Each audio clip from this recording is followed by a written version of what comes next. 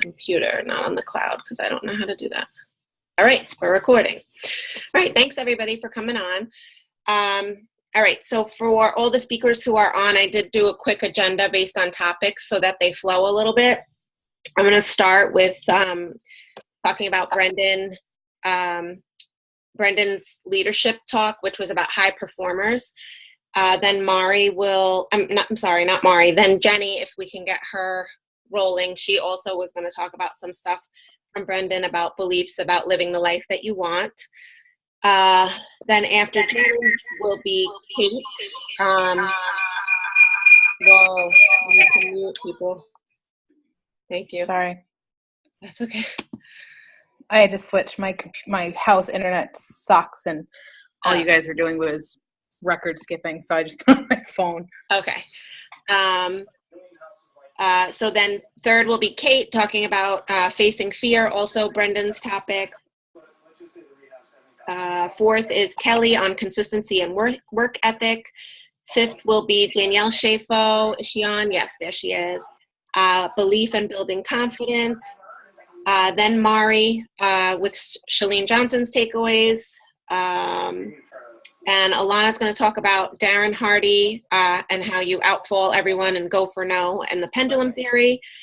And then will be Shannon talking about kind of like a bird's eye observation of Summit.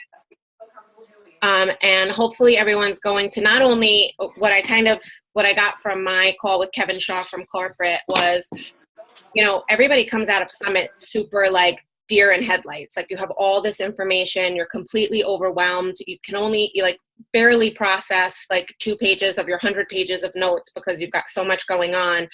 And you're so excited, there's so much adrenaline, and you just stop in your tracks usually, and you don't know where to go, and it happens to everybody. So the purpose of this call is for those of us who were at Summit to kind of just like take in and process our notes and figure out how we're going to put that into action, and of course to share our major takeaways with you guys who couldn't be there.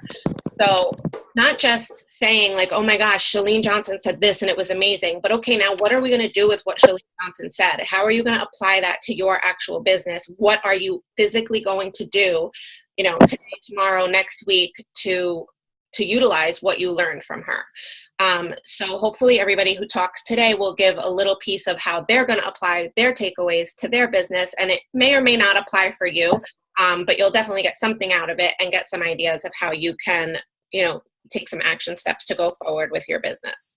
So I'm going to start on high performers. So Brendan spoke about how high performers have 6 habits, 3 personal habits and 3 social habits. And I'm not going to go into too much detail because hopefully we're each going to just take about 5 to 7 minutes to talk about our topic. And they're pretty self-explanatory. He said that high performers seek clarity, they generate energy, and they raise necessity. Those are their personal habits. Seek clarity, generate energy, and raise necessity. Pretty self-explanatory. Social habits are increasing productivity, develop influence, and develop courage. So again, pretty self-explanatory. These are high performers. So people who are essentially successful. They want to increase productivity, they want to develop influence, and they want to develop courage. So he has what he calls a high performance indicator, I think is what it is, HPI. There's a link. There's a phone number that you can text, but it didn't work for me. I ended up getting the link, but I'll share it with you in case it works for you. The number is 818-492-1802. And if you text the word Beachbody to that number, you're supposed to get a link to this high performance indicator. I don't know if it worked for some people and not everybody. Thank you, Melissa. But if not, as soon as my turn is over, I'm going to copy and paste the link into the chat unless anybody else who's on already has it and can do that. So basically it's an assessment where you answer a bunch of questions and you're assessing these 6 habits in yourself. So clarity, energy, necessity, productivity, influence, and courage. And it's kind of eye-opening when you do it, and you should of course be as honest as possible when you're answering the questions. But he talks about how it's really, really important to evaluate yourself and also to have your team be evaluating themselves on a regular basis. Like if you want to create high performers, you should have them rate themselves. So one of the things that he had us do during the leadership workshop was think of 3 words that essentially define your character, either who you currently are and want to always be, or who you want to be, but don't necessarily feel that you currently are. For example, my 3 words on the spur of the moment at the time were authentic, consistent, and hardworking. So he did this whole exercise with us where he, gave us like 15 seconds. Like he said, think of 3 words, 15 seconds. Okay, now your first word, think about that word. Are you really, like, on a scale of 1 to 10, 1 being low, 10 being high, how do you rate yourself? So for me, for authentic, like I had to sit there and really evaluate myself and, okay, how authentic am I? And give myself a rating. And I made note, and we did that for each one of our words. And he had us all scream in the middle of the room, like, I am authentic, I am consistent, like after each exercise. And it was powerful. It was really, really good. It was, everybody participated. And again, eye-opening, if you assess yourself. So I encourage you guys to do the same, because maybe if you have a little bit more time, you might come up with some better or, more applicable words for yourself. But I almost kind of like the fact that we didn't have too much time, just think real quick and like, what are those things that are really really stand out for you that you want to be defined as. But for me, my action steps from all of this high performer stuff and the assessing and self-assessment and rating yourself with Brendon Burchard was, I'm going to, for my Shift Shop Challenge group, I'm going to have my challengers do this. I'm going to have them come up with 3 words that they would like to be defined as, like that they are basically goals that they're looking for, but in 1 word, to achieve in the 3 weeks that we're together with our Shift Shop Challenge group. And I'm going to have them take a picture of it, and I'm going to make a photo album for it in the challenge group and have them share it there. And if they are not comfortable, they can obviously share it with me personally. And then I'm going to do it again at the end of the group and see, of course, not just their words, but their ratings of themselves, and see if those ratings improve by the end. It will be my guess that they will. In terms of my business and my team, I'm currently working on an accountability group for my coaches and my downline, and having like a vital behavior coach accountability thing with partners. I'm going to do the same type of thing, like I mentioned, with the Shift Shop Challenge group. I'm going to do that with my team in that group and have them buddy up and share their words and their ratings with their partner at the start of our group and at the end, which I haven't determined how long the group is going to be yet. But so those are my action steps from what I learned from Brendon. And next up, does anybody have questions before I continue to the next? Let me check the chat because there's stuff going on that I wasn't looking at.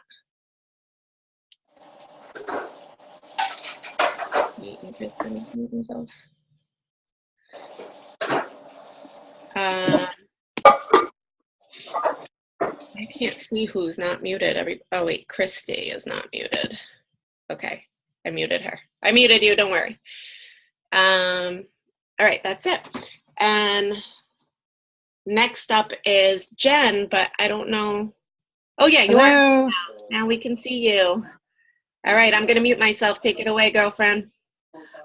Okay. A lot of people are talking about this guy, Brendon Burchard. He blew me away. I enjoyed all of the speakers, but for some reason, he just hit something hard for me, especially when he talked about his book, Life's Golden Ticket. If there are new people out there, hi, everybody. I kind of consider myself a newbie. It's only been 2 years for me. I have been pretty successful, but I've kind of been dancing around. I don't know my self-worth as a coach. I don't have enough confidence in myself. And when I sat down with all of these people, first of all, it was a huge brush with greatness to meet all these wonderful people in person at Summit, and to sit and listen to Brendon and talk about this book and his life-changing experience, Life's Golden Ticket.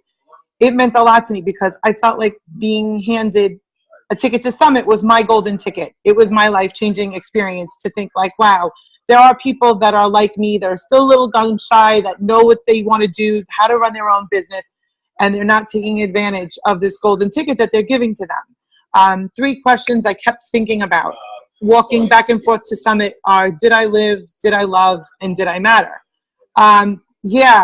If you think about that, he talked about being on the brush of death and at the end of his life. And imagine thinking about all the things you could have accomplished if you were at that point in your life. I hope nobody is ever at that point in their lives. But when I'm 90 years old and I'm thinking back at my life as a coach, I want to say, yeah, my life did matter because I helped other people. And I loved the life that I lived. I loved being a coach. I loved helping others. I loved taking care of myself. And I know that that's what his point was. Don't regret anything. Don't regret any positivity that you put out there. Don't listen to naysayers saying that they don't believe in what you do. Just be very positive and make sure that at the end of the day that your life matters. How I'm going to put this into my business, I've already signed a new coach. I'm very proud of myself. I put myself out there. I put about 5 invites out today alone. Usually I would sit in front of my phone or in front of my computer thinking, well, what if they don't like me? And what if I sound annoying? And I backpedal. I'm not going to backpedal anymore because I want my life to matter. And I think that that was the one resounding thing that Brendan left for me. And I loved meeting everybody. And this will not be my last summit. And you will see, you ain't seen the last of me. So take a look at his book if you haven't seen it. It's called Life's Golden Ticket. And it blew me away. He's an amazing man. And I even convinced my husband in his line of work to get him as a motivational speaker because that's how amazing he was to me. It just makes me want to come out of my shell and help some more people. And my new coach is going to be reading the book as well. So thank you, everybody, for showing me what a badass really is. Oh, I love that, Jen. So much. I'm so, so, so proud of you. And I'm so thank you. Summit. And thank you so much. I know this was a step out of your comfort zone. I know that Jenny's going to become a Zumba instructor this weekend, which is a huge step out of the comfort zone. She's stepping out of that comfort zone left and right. So I'm super proud of you, girl. Thank you. Thank you so much for speaking and volunteering for this. Okay, next up is Kate. Can you guys hear me? Awesome. Okay. I had to switch, like I said, to my phone. So my biggest takeaway was from Brendan as well. He is phenomenal in person and hysterical. So we couldn't stop laughing. The video I took of his part, all you can hear is me laughing with the people I was sitting next to. But my 2 that I really focused in on when I rewatched him this week was out of his 5 big points, which I'm going to be putting all 5 up on individual pieces of paper on my wall in my office, which is not where I am right now, but kids in bed. But my 2 big ones were the 3rd and the 4th, which was I must no longer fear rejection, and I must jump in and face my fears, because that's something that I constantly battle, and I'm sure most of you guys do too.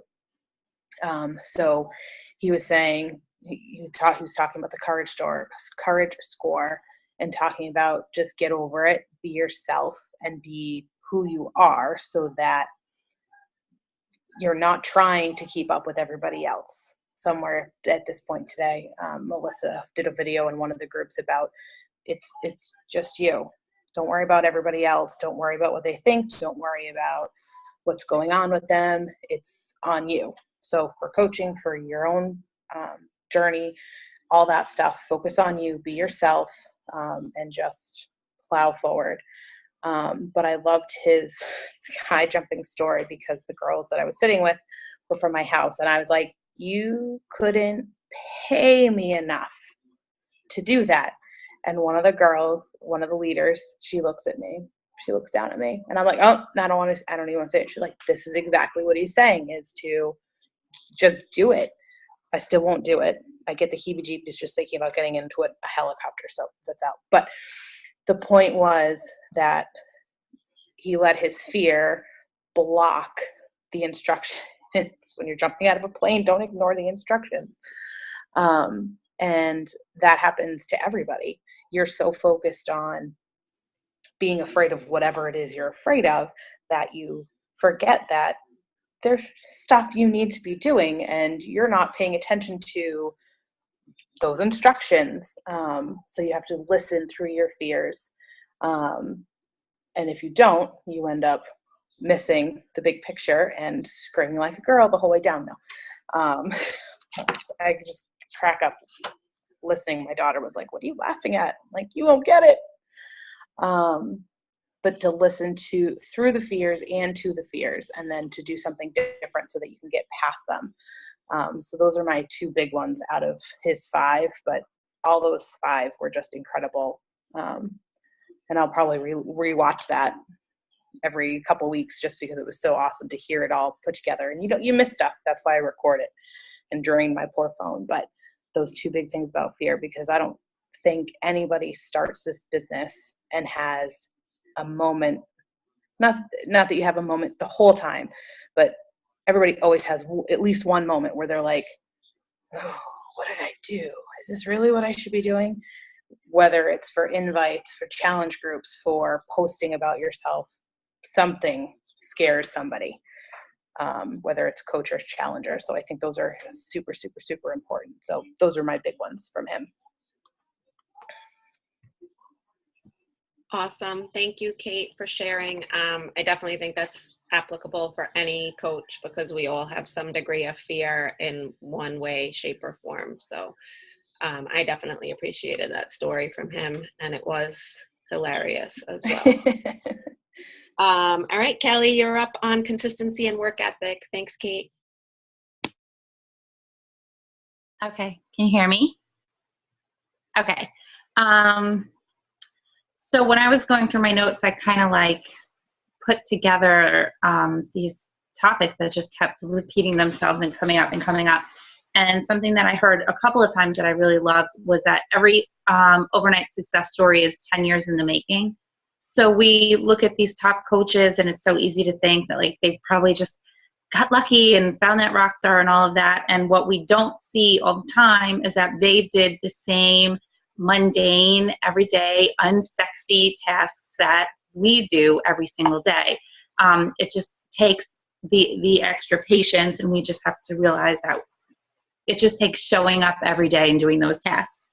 And I can't remember who it was because I didn't label everything, but actually I think it was Michael Folsom, who I love.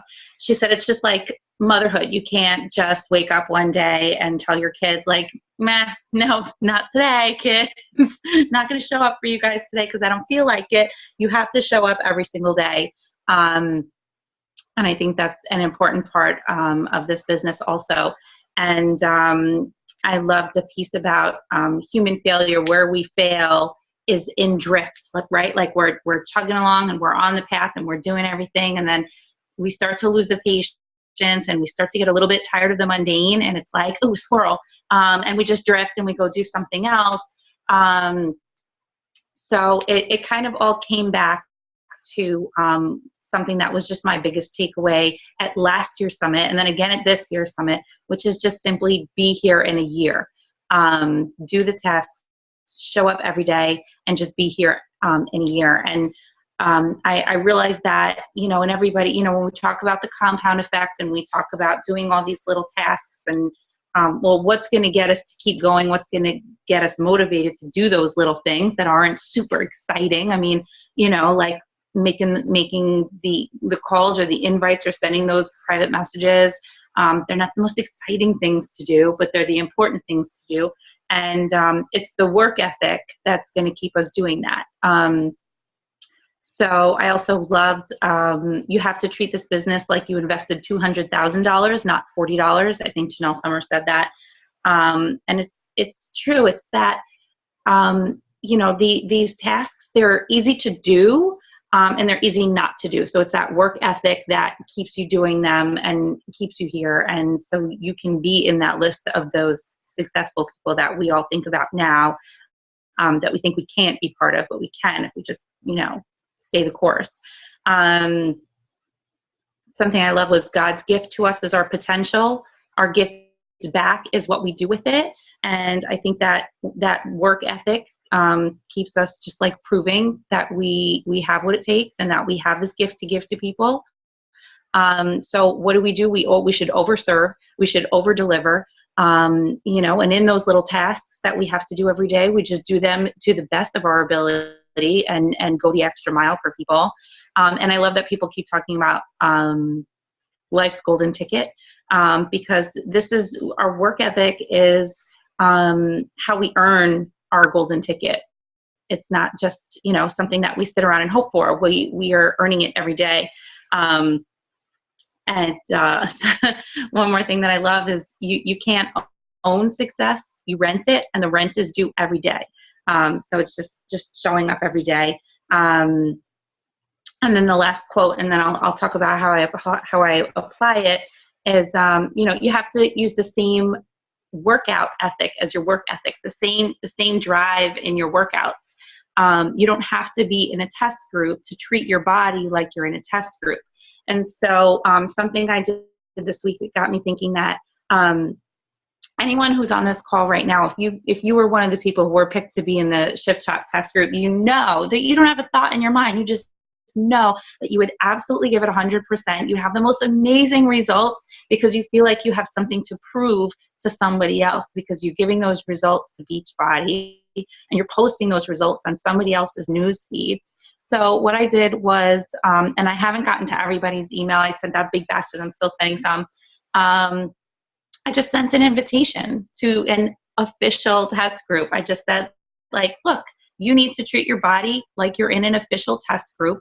So I had a little sheet to print out. You've been invited to be, a member of this test group, Decide, Commit, Succeed. Because there it is. There it is.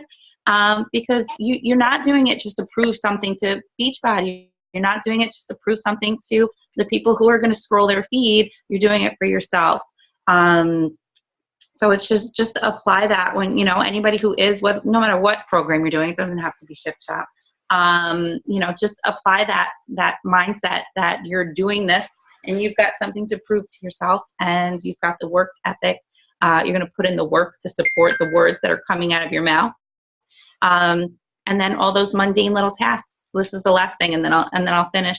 When I did a Josh Coates training, it was big and it was exciting, and there were all these people, and you had to pay to be in, and you could win your money to get out, and everybody did great. But what it came down to, it was so basic in the end. It was this 5-hour webinar, and it all came down to how many people are you going to invite, how long are you going to read your personal development, and how many times are you going to post every day. It just came down to the most simple tasks. They're like I said, they're not exciting, but doing them every day is what's important. So. A few minutes, I'll hit the show. Awesome. Thank you, Kelly. I love it all. And thank you so much. I thought that was awesome. Sophia, before you brush your teeth, Whoa, somebody else needs to be muted. Hold on, I'm muting. All right, next up is Danielle on belief and building confidence. Can you hear me? Okay. All right, so I'm talking about presentation by Danielle Natoni and Lindsay Stay. They talked about belief and building confidence. So basically, in a nutshell, belief in 3 things is what they touched on: belief in the products, belief in the company, and belief in yourself. And the belief of the leader is the belief of the pack. So they had us rate on a scale of 1 to 5 our belief in those 3 areas. So your belief in the products, belief in the company, and belief in yourself. And if any of those are a 1, 2, or a 3, essentially, then you need to work on that area and bring it up. Their suggestions for belief in the products is to go to your Coach Online office and just research them and learn more about the products so that you feel more comfortable sharing that with people. If you have a low belief in the company, they suggested going to Carl Deichler's page and just reading some of what his vision and his mission is, and trust that will bring your belief up in 2 seconds. And The last one was yourself, and that was just basically diving into some PD. I know in my personal experience, that's usually my lowest category, and it's usually based on how much PD I'm doing at the time. So that was their main points on that. And then building confidence, they talked about confidence in yourself, but also in your downline and on your team, to celebrate the little things like somebody's first challenge pack or the first success club points, and to not discredit things like that, because it's really amazing just helping one person even. And that taking action to build confidence. So if you sit around and wait for perfection, it's never going to happen. So just go for it. So they suggested things like speaking on a team call, stuff like that, like even just signing up to do this kind of thing and talk in front of people. And to not focus too much on the end goals, because it can be discouraging, to kind of break it down and focus on each day. And a lot of what Kelly said, like those little things each day. Your rent is due every day. And then one of the other things they talked about was the power of your story, and that even though your story may not be tragic and sad, because a lot of the stories they shared at Summit, you know, people have these big stories, and I know that it can be, some people can feel like their story isn't like as great as somebody else's, but your story can still be powerful. And they suggested they gave 3 questions to answer. And the first one was, what was your life like before Beachbody? The second one was, how has Beachbody changed your life? And the third was, what are you excited about in the future? And those are 3 things that you can answer, and to help you kind of share those along the way in your posts. And that was their presentation, but there was a couple other things. That there was the coach panel with a couple of the people that are like on track to be top 10 this year. And I liked, I like the idea of getting up and doing your PD before you check your phone, and before, like, just read 10 pages. That was Moira Kusaba, or Kukaba, I don't know how you say her last name. But she said that every morning she reads her 10 pages before she turns on the computer, before she turns on her phone, and just starts the day off like on the right foot. And then she also said, if you had no time limit or no financial limits, what life do you create for yourself? Which I thought is really important to think about. So if there is no money or time holding you back, what is the life that you would make? And then think less and do more. So those are my main takeaways. I mean, there's so much, so I'll stop there. Thanks, guys. Thank you, Danielle. Next up is Mari with an overview of Shalene's presentation. Okay.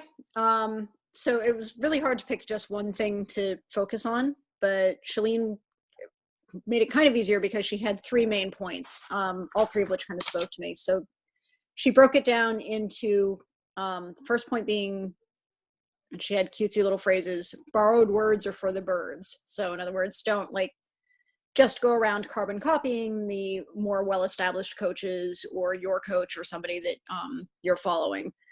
And I know that we've all heard before, that you have to establish yourself and come up with your own brand and your own identity so that you can find your tribe.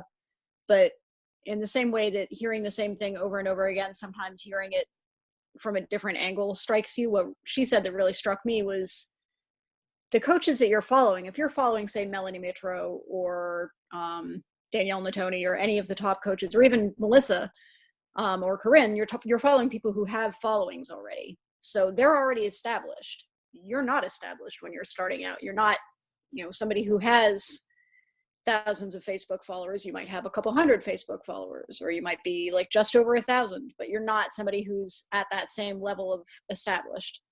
So you have to act differently. You can't do the same things that these people are doing. So that actually really struck me as, not aside from the whole branding topic, I'm just in a different position. And one of the other things that she said was that you don't have to be outstanding. You just have to stand out. So you have to be different from everybody else because, of course, we're all representing the same products and we're all products of the same products. So that particular angle was just really helpful for me because it helped me remember, like, as useful as I may find it to kind of lean on scripts or borrow wording from somebody else and kind of reworking it a little bit is not enough. I need to just make it mine, or just not borrow a script to begin with and come up with something on my own. So I've been doing that more with inviting over the past week since Summit started, or since Summit ended. The second point that she made was, don't tell me you're about to sell me. And that was basically just saying, like, don't kind of telegraph to the person you're talking to that you're about to try to sell them something, which is another good point. And it's something that we, I think, don't do much, at least on this team, because we've all really emphasized, at least all of my training has really emphasized forming with people and getting to know people, and that our goal is to help people as opposed to our goal is to just sell another challenge pack. But one of the things that she said that I thought was really interesting was not to use the phrases like, can I send you more details? Or have you tried Shakeology? Have you heard of Shakeology? Things like that. Because she said that they're kind of catchphrases for being salesy. And I found that really interesting because they're all phrases that I use pretty consistently in my invitations. And sometimes they work and sometimes they don't. But it was a good point to hear, like, well, this is, for the times that it's not working, this could be why it's not working. Because you're basically telegraphing to the person that you're messaging, you know, by the way, if you haven't tried Shakeology, I'm about to give you a whole little song and dance about how fantastic it is. So what she was saying was, try to have conversations have a more natural flow. You know, as opposed to saying, have you tried Shakeology? You could say, like, how's your nutrition? You know, what are some things that you have tried to help keep cravings in check? You know, is there anything that's worked for you before? Have you considered trying some kind of a supplement or something else? And kind of going about it in a more roundabout way so that you're not like right in their face going like, you know, challenge pack coming. So the other thing that she said, or the third thing that she said, thank you, Melissa. The third thing that she said, and again, with her little sort of cutesy phrasing to begin with, was, like square thin, questions are what win. So she was basically saying that it doesn't really matter how many likes your posts are getting, it more matters how much engagement you're getting. And she was talking a lot about attraction marketing, she said, was last year, and she said that now it's curiosity marketing.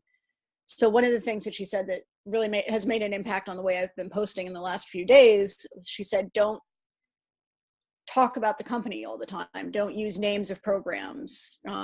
She said that Facebook is actually pushing, if you name a program, like if you say Shift Shop, Facebook pushes that post towards the bottom of the feed in their algorithm. And she said, you don't really need to lead with the name anyway, because you need to lead with yourself. So I've been trying to be much better in my posts about saying, like, oh, I'm doing this great new program. And, you know, or like this morning, I was able to join the Zoom workout, which I often can't do because of my schedule. So I could say, like, you know, oh, it's great. You know, we're working out in different states. All of us are friends doing different, some of us doing the same program, some of us doing different ones, but we're all working out at the same time. You know, isn't that cool that we can do that? And it's the kind of thing where I'm not really saying specifically what program we're doing, where we are. I don't think I even said what time we did it. But somebody could ask a question. You're like, oh, how did you do that? Or, you know, what program are you doing, or something like that. So the idea from what she said was to leave your posts sort of more mysterious so that people do ask questions and do have some curiosity. So the way that I've been implementing that is to not mention specifically programs anymore. And it was so funny because I was sitting there, I had just done this like great post on Beachbody and teamwork, and I was so proud of it. And then she said, don't mention Beachbody. I'm like, really? I like just hit post 10 seconds ago. So I've tried to, you know, take names of things out and tried to create more curiosity. And I've only been doing it for a few days and I'm on vacation. So I don't know yet how well it's going to work. But it's all really useful information. So I think that's it. Yes, honey. Yeah, come on in. And I think I'm done. Thank you, Mari. That was perfect timing, huh? Yeah. Right. Shalene's presentation was amazing. She's always amazing. But just some good little tips, like Mari mentioned, about Facebook and how all that works. And just, you know, another reminder of, you know, to brand yourself and be authentic. You know, don't lead with everything Beachbody, because Beachbody doesn't define who you are. All right, next up is Alana. Thanks, Mari. Hi. So I was really, I loved Darren Hardy's talk. I drove to New Orleans, and I actually had started listening to The Compound Effect. And so kind of everything that he said was just kind of re-emphasizing to me what his entire book is about. And I know Danielle Painter posted in Team Destination U page where you can, it's another one of those text. I don't remember the numbers. I don't remember the text number, but you text hardcore to text number, and you will get a copy of an extended copy of the presentation that he did, plus all of the slides, plus a free audio recording of The Compound Effect, which is awesome. I listened to that down and back from New Orleans. So the thing that really spoke to me from his talk was speaking about the why we need to seek out failure and why that is going to propel us forward. And so he gave a really fabulous visual about how life is like a pendulum. Like our emotions are constantly like in a pendulum, in the state of a pendulum. So on one side is pain and rejection and sadness and failure, and on the other side is joy and love and happiness and success. And we all like to be in this little comfort zone. And so we don't want to go very far into failure. And by that same token, we don't swing very far into, happiness and success. And so what he talked about was to really push ourselves to failure, because the further you swing towards failure, the farther you're going to come back the other way and swing to, hitting success and being, finding what it is in your life that, you feel that defines success for you. So really just to get out of that comfort zone, and to seek out failure, just to really, and he said, go for no. And that's the one thing that I'm going to be doing, moving forward. And, that a couple of months ago, I read Go for No, which is a great book if you haven't read it. It's by Richard Fenton and Andrea Waltz. There's actually a Go for No, and then there's a Go for No for network marketing. And when I read that, I had my best month ever. And I need to get back to that mindset where, you seek out the no's. So the way that was explained to me was you make a list of how many no's you want to hit every day, because if you're just going for yeses and you get your one yes or whatever, then you're done. But if you're going for no's and you get, 2 no's and your goal is 3, but you've also had 2 yeses in the same time, even though you've surpassed your yes goal, you're going to keep going because you still haven't hit your no goal. And so your success is going to be that much bigger. And I need to get back to that. That's where I need to get my mind. So I encourage everybody, fail bigger, take those huge leaps that you think you're just going to crash and burn. And, maybe you will, but maybe you won't. And even if you get partway there, partway to your goal and then you fail, you're further along than you would have been. So that's really the big takeaway that I got from that. And I love that visual of the pendulum and how we're all so kind of focused in our little comfort zone. And so in order to hit that big success, we need to push ourselves the other direction. Awesome. Thank you, Alana. I love Darren. That was actually just so you know, Melissa, it was the exact same presentation from 3 years ago, which was, I guess, good for you not being there, and it was good to hear again. But definitely, I remember it being really, really impactful the first time I heard it. Okay, next and final is Shannon. Thanks, Alana. Can you guys hear me?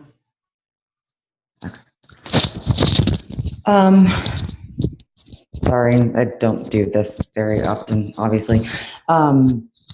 My biggest thing was kind of the feeling that you get, and that was really more of what I took away, is that there was so much body positivity. Like, I'm not a small girl, and I mean, obviously that's what I'm trying to work towards, but like, there were women that were my size or bigger, and they were walking around in like a sports bra and leggings, and it was like, I would die to be able to have that sort of like body positivity and just a confidence that goes along with it.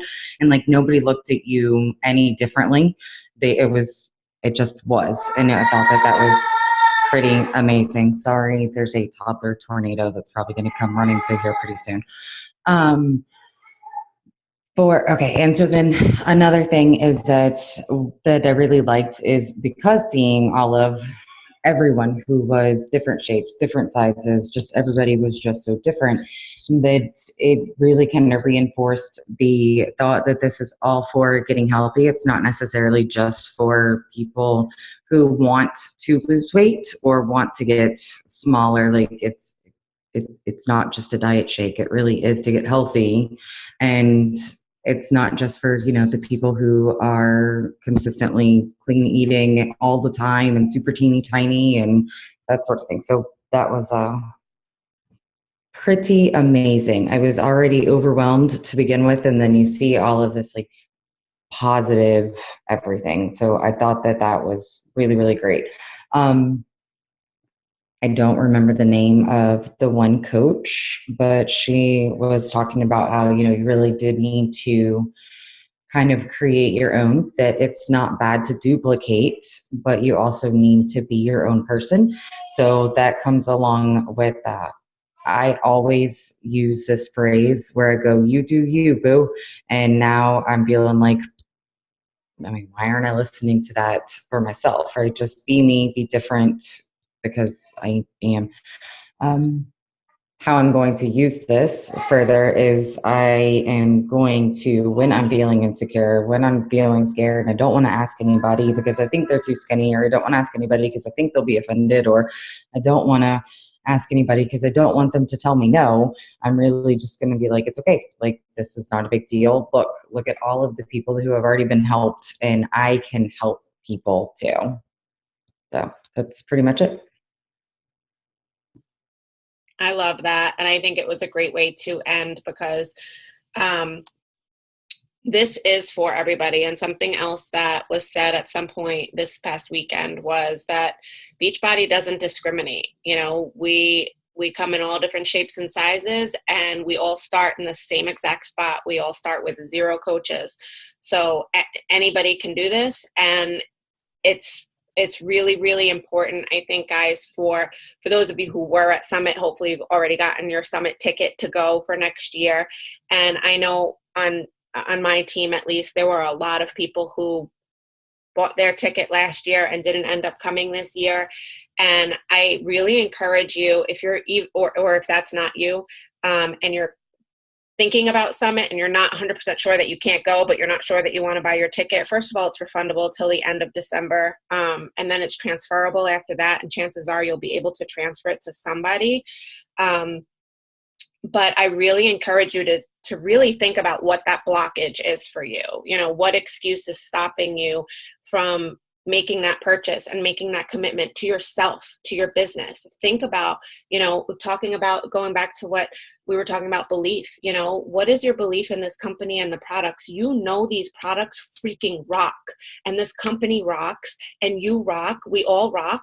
So just do it. Be there in a year. I'm trying to summarize everybody's messages all in one, because it's so important to be there, and not, obviously things happen and you can't always be there. And the timing, especially for us Northeast people, sucks next year, because a lot of us are teachers and can't take off. It's the last week of school, and I get that. So if you have a legit reason and you can't be there, you can't be there. But be here in a year doesn't necessarily mean be sitting in a chair at Summit. Melissa couldn't make it for personal reasons, and she's here on this call. She's been keeping the team in the loop. She's been just as involved in everything as everybody was that was there. She was all over New Orleans with her head.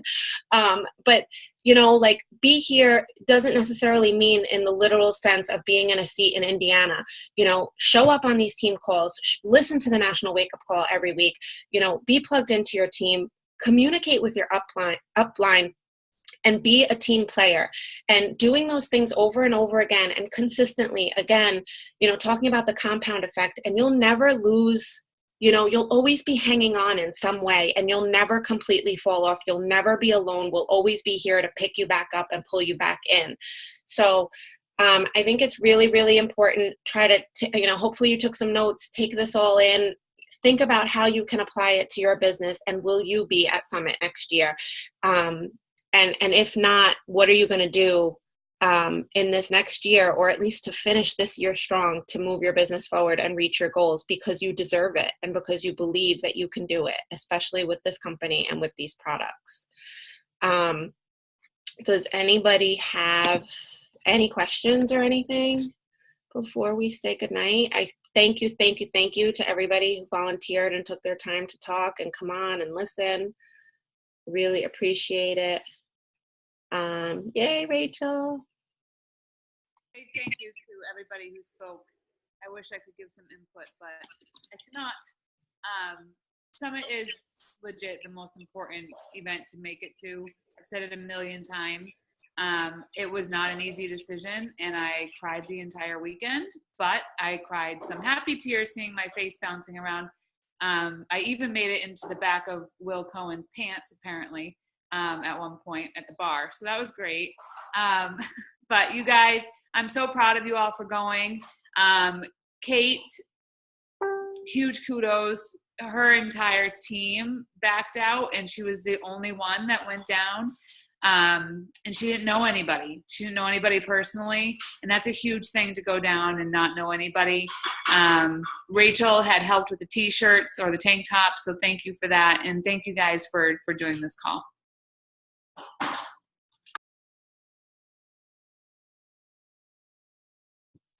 Thank you, guys. Have a good night.